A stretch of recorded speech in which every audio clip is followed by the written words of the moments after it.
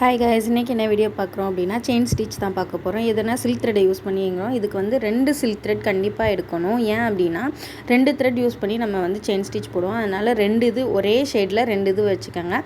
அப்புறம் வந்து thread needle எடுத்திருக்கேன். அப்புறம் என்ன அப்படின்னு பார்த்தீங்கன்னா ஒரு லைன் ஃபஸ்ட்டு வரைஞ்சிக்கலாம். லைன் வரைஞ்சிக்கிட்டு த்ரெட்டோட அந்த ஒவ்வொரு த்ரெட்லேருந்து ஒவ்வொரு நூலை எடுத்து 2ஐயும் சேர்த்து நாட் போட்டுக்கோங்க. இது என்ன அப்படின்னா நீடில் வந்து நம்ம எந்த டைரெக்ஷனில் ஸ்டிச் பண்ணோமோ இதோட எண்டு வந்து அந்த டைரெக்ஷனில் தான் இருக்கணும்.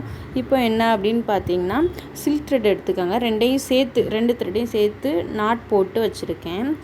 ஒன்று மட்டும் போடக்கூடாது, 2 த்ரெட்லேருந்து 2ஐயும் எடுத்துக்கணும். அதை எடுத்துட்டு உங்களோட லெஃப்ட் ஹேண்டில் பெருவிரலால் பிடிச்சிட்டு ஒரு சுற்றுனீங்க அப்படின்னா அதை வந்து தான் ஸ்டிச் பண்ணணும். கீழூடி நம்ம ஃப்ரேமுக்கு கீழூடி அந்த கையை இதில் பார்த்தீங்கனாலே எனக்கு தெரியும் அந்த கை இருக்கிறத. அதிலேருந்து நம்ம நார்மலாக த்ரெட்டை எடுத்து செயின் ஸ்டிச் நம்ம சரி த்ரெட் எப்படி பண்ணுவோமோ அதே மாதிரி பண்ண போகிறோம். ஆனால் என்ன அப்படின்னா 2 த்ரெட் இதில் யூஸ் பண்ணுவோம். அதில் வந்து ஒரு த்ரெட்டு தான் நமக்கு கையில் இந்த நீடிலேருந்து எடுப்போம். இதில் 2 த்ரெட் யூஸ் பண்ணுறதுனால கொஞ்சம் கவனமாக கொஞ்சம் பொறுமையாகணும். ஃபஸ்ட்டு ஸ்லோவாக தான் பண்ணுங்கள். ஏன்னா சப்போஸ் நூல் வந்து பிரிஞ்சு போயிடக்கூடாது. அதனால் ஃபஸ்ட்டு ஸ்லோவாக அணுகுங்க.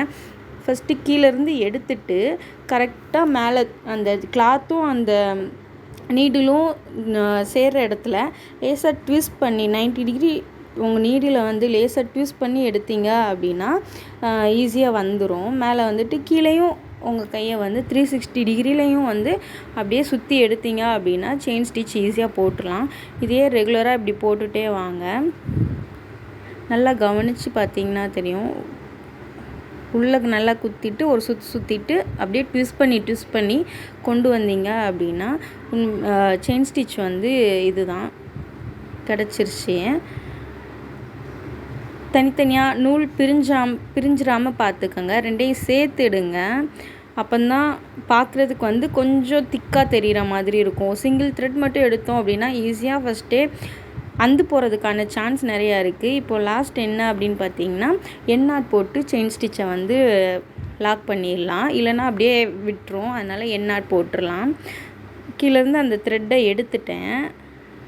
அது பக்கத்துலேயே மறுபடியும் ஒரு தடவை குத்திட்டு கீழேருந்து மறுபடி அந்த த்ரெட்டை எடுத்து மேலே கொண்டு வந்து ஒரு சுற்றுனீங்க அப்படின்னா எண்ணாட் அழகாக விழுந்துடும்.